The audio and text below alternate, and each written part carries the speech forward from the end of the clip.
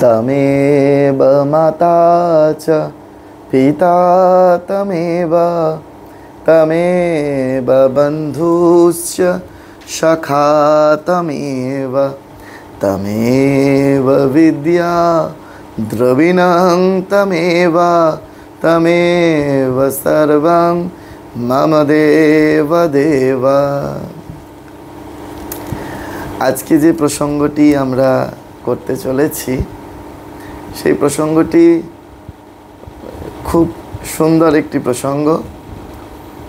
একজন প্রশ্ন করেছেন, এখন ফেসবুকে খুব মজার একটি ভিডিও সবাই করে করে আপলোড করছেন যে সকালবেলা মর্নিং ওয়াক করতে বেরোন বৃদ্ধ বৃদ্ধা পুরুষ মহিলা উভয় নির্বিশেষে, কিন্তু কিছু মায়েরা রয়েছেন যারা সকালবেলা মর্নিং ওয়াক করতে বেরোন একটি লগা হাতে করে, অর্থাৎ অপরের বাড়ির গাছ থেকে ফুলটি পেরে তারা প্যাকেট বন্দি করেন গৃহদেবতার পূজার উদ্দেশ্যে। এখন যিনি প্রশ্ন করেছেন তিনি এইরূপ প্রশ্নটি হচ্ছে এই যে মহারাজ, আদেও কি এই যে অপরের বাড়ি থেকে না বলে নেওয়া ফুল, সেই ফুল কি ভগবান আদেও গ্রহণ করেন? এর উত্তর হচ্ছে এই যে বাকি কোন ভগবান কোন দেবতা গ্রহণ করেন আমি জানি না, কিন্তু ভগবান শ্রীরামকৃষ্ণদেব তিনি এই ফুল গ্রহণ করবেন না। কেন এত জোর দিয়ে বলছি? না, শ্রীরামকৃষ্ণদেবের ওই প্রতিদিন ঠাকুরকে একটি করে লেবু, ভাতের সঙ্গে লেবু দেওয়া হতো। তা একজনের বাগানে বলে প্রতিদিন লেবু এনে ঠাকুরকে দেওয়া হতো, ঠাকুর সেটা খেতেন। হঠাৎ একদিন ঠাকুর লেবুটা নিয়ে আর নেগড়াতে পাচ্ছেন না, রস নেগড়াতে পাচ্ছেন না। অবাক হয়ে গেল সবাই, হাত বেঁকে যাচ্ছে, কেন এরকম হচ্ছে? ঠাকুর সঙ্গে সঙ্গে তার শিষ্যবর্গকে বলছেন যে যাও গিয়ে খোঁজ নাও তো যে বাগানটিতে কী সমস্যা হলো। দেখা গেল খোঁজ নিয়ে বাগানটি যার লিজ নেওয়া ছিল গতকাল পর্যন্ত তার লিজ সময়ে মেয়াদ শেষ হয়ে গিয়েছে। আজকে থেকে অন্য ব্যক্তি লিজ নিয়েছেন। যেহেতু অন্য ব্যক্তির ওই অধিকারে এসে গিয়েছে বাগানটি, তাকে যেহেতু বলা হয়নি এই যে লেবুটি নিয়ে যাওয়া হচ্ছে, তারা তাদের অভ্যাসবশত লেবু নিয়ে এসেছে। কিন্তু ভগবান শ্রীরামকৃষ্ণদেব তিনি কিন্তু ওই লেবুটা নেগড়াতে পারছেন না, তার কাছে সেটা ধরা পড়ে যাচ্ছে, প্রকাশিত হচ্ছে। সেই জন্য অপরের ওই না বলে আনা গাছ থেকে তোলা ফুল ভগবান শ্রীরামকৃষ্ণদেব গ্রহণ করেন না। আচ্ছা, ধরে নেওয়া যাক আমার বাড়িতে কোনো ফুল গাছ নেই, কোনো ফুল নেই, তাহলে আমি ভগবানকে কি ফুল দিয়ে পুজো করব? সেখানে আমাদের মানস পূজায় বলা হচ্ছে আমাদের নিজেদের মধ্যে 15টি ফুল রয়েছে। সেই 15টি ফুল আমরা ভগবানকে সাজাতে পারি, হয়তো 15টা না দিতে পারি, 2-3টে দিতে পারি। প্রথম কথা বলি যে ফুল আমরা দিই কেন না, ভগবানের পায়ে আমার মনটা দেবার কথা। আমরা নিজেদের মনটা দিতে পারছি না, মন মনা ভাব মাদ ভক্তা, যে মনটা তুমি আমাকে দিয়ে দাও, ভগবান বলছেন। তার পাদপদ্মে আমার মনটা দিতে পারছি না, তাই জন্য সাবস্টিটিউট হিসাবে আমরা গাছের ফুল তুলে দিয়ে আমার নিজের মনকে সান্ত্বনা দিচ্ছি মাত্র। এখন আমরা কি 15টা ফুল সেটা একটু জেনে নিই। সেখানে আমাদের মানস পূজায় বলছেন হৃদ পদ্ম আসনং দদ্যাৎ সহস্রারচ্যুতামৃতৈ পাদ্যং চরণ দদ্বাদ মনস্তর্ঘং নিবেদয়েৎ তেনামৃতেন আচমনিয়াম স্নানিয়াম তেন চ স্মৃতাম আকাশতত্ত্বং বস্ত্রং স্যাদ गंधस्वाद गंधतत्तकम चित्वां प्रकल्पयेत् पुष्पं धूपं प्राणन प्रकल्पयेत् तेजस्तत्यंच दीपार्थां नैवेद्यं स्यात् सुधाम्बुधिः अनाहतो धनिर्घण्टा वायु तत्यंच चामरं सहस्राणं भवेत् शत्रुं शब्दो तत्यंच गीतकं नृत्यमिन्द्रिय कर्माणि चांचल्यं मनसस्तथा सुमेखालं कर्ममालं पुष्पं नानाविधं तथा আমার এই দৈর্ভাব পুষ্পই ভাব গোচরম অমায়ানম অহংকারম অরাগম অমদং তথা অমোহক অধম্ভঞ্চ অদ্দেশাক্ষ ভকৌ তথা অমৎস্বর্জম অলভঞ্চ দশ পুষ্পং বিদুর্বুধা অহিংসা পরমং পুষ্পম পুষ্পম ইন্দ্রিয় নিগ্রহ दया पुष्पम क्षमा पुष्पम ज्ञान पुष्पंच पंचमम इति पंचदशै भाव पुष्पै सम्पूर्जयेत् शिवम। সেখানে 15টি ফুলের কথা বলা হলো। কি কি 15টি ফুল সেটি আমরা একটু শুনে নেব। প্রথম ফুল হচ্ছে অমায়া। যে আমরা এই যে জগৎ সংসারের মধ্যে রয়েছি, স্ত্রী পুত্র কন্যা আদি আত্মীয় পরিজন সকলকে নিয়ে, কিন্তু মা ঠাকুরন বলছেন যার ওপর যেমন কর্তব্য তেমনটি করবে। যদি কাউকে ভালোবাসতেই হয় তাহলে ঈশ্বর বই কাউকে ভালোটিবেসো না। অর্থাৎ আমার যেন তার প্রতি কোনো মায়া না থাকে। আমি যখন স্বধামে যাব তখন যেন তার নাম করতে করতে আমরা আমাদের স্বধামে পৌঁছে যেতে পারি। এই হচ্ছে অমায়া। আমি এই অমায়ারূপ ফুল ভগবানের পাদপদ্মে দিতে পারি। অনহংকার, আমার যেন কোনো অহংকার না থাকে। শ্রীরামকৃষ্ণদেব বলছে এ অহংকার তোমার কর্ম তুমি করো মা, লোকে বলে করি আমি, সকলই তোমারই ইচ্ছা, ইচ্ছাময়ী তারা তুমি।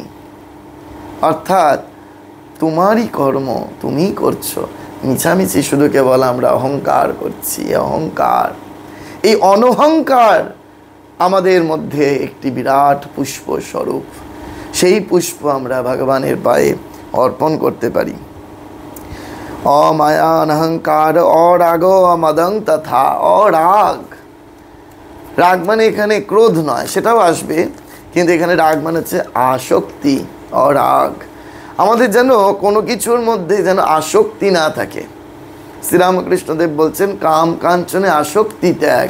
কাম কাঞ্চন থাকুক, তাতে কোনো ক্ষতি নেই, কিন্তু আসক্তি থাকলেই মুশকিল, যে ওটা ছাড়া আমার চলবে না, এটাই মুশকিল। অরাগ, এই অনাসক্তি, অরাগের আরেকটি বাংলা হচ্ছে অনাসক্তি। এই অনাসক্তি রূপ ফুল আমরা ভগবানের পায়ে দিতে পারি। অরাগম অমদং তথা। অমদ, আমরা মদে গর্বিত। আমার এই অহংকারের আরেকটা ধাপ উঁচুতে যে স্টেপ, সেটা হচ্ছে অমদ। এই মদযুক্ত আমাদের যে ষড়রিপু, সেই কাম ক্রোধ লোভ মোহ মদ মাৎসর্য, সেই মদ অহংকারের থেকে আরেকটু বেশি। হ্যাঁ, তো সেইটি যে অমদ মানে সেখানে যেন কোনো রূপ ওই রকম গর্বিত হই না হই, অহংকার যেন আমাদের না থাকে। অমদ রূপ ফুল আমরা ভগবানকে দিতে পারি। অমদং তথা। অমোহ অদম্ভ, আমাদের মোহ সৃষ্টি হয়, আমরা ভুলে যাই এই যে আমরা সংসারে এসেছি, সংসার বিদেশে বিদেশির বেশে, ভ্রম কেন অকারণে, মন চলো নিজ নিকেতনে। আমরা ভুলে গিয়েছি, আমরা মোহের মধ্যে আবর্তিত হয়ে পড়েছি।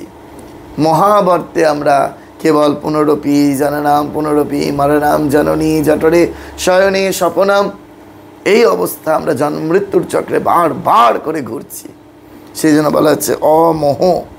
সেই অমোহরূপ ফুল আমার যেন কোনো মোহ না থাকে, ভগবানকে নিবেদন করতে পারি।